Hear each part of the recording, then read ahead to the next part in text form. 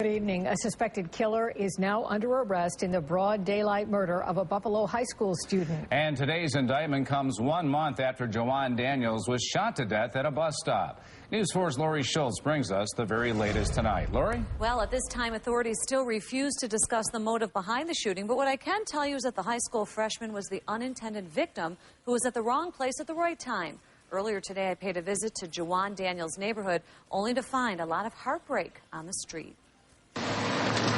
Death is no stranger to the people who live on Sherman Street. Patricia Williams' grandson Aaron was the first homicide of the year in Buffalo. She lives across the street from the family of Jawaan Daniels, who was gunned down last month. Today, his accused killer, Norman Kuntz, was indicted on 1 count of murder too. Williams can only imagine what his mother must be thinking. I know she's going to be grateful. I know she's going to be happy. A few doors down, Moselle Jones echoed her sentiment. Her son Tommy was killed 13 years ago. I'm glad you got him because so many killings and going on here. It's terrible. Jawaan Daniels was a Lafayette high school freshman who was fatally wounded at a bus stop following his suspension from high school. 4.5 weeks later, Kuntz is the man police now believe pulled the trigger.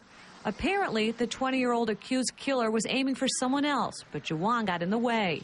His friends say his death served as a wake-up call. Oh, it was crazy because I just saw him on the street like a week ago before he died.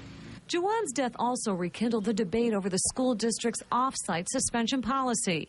Jawaan was shot during school hours shortly after being suspended. He was walking to the off-site suspension facility when killed. The policy has since changed.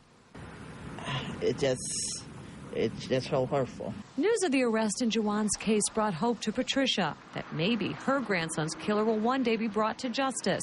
Moselle's son's killer served time, and if convicted, Norman Kuntz could too. For her to get that blessing, that's a good thing. That's a blessing. And tonight, Norman Kuntz remains behind bars. He also faces 1 count of weapons possession.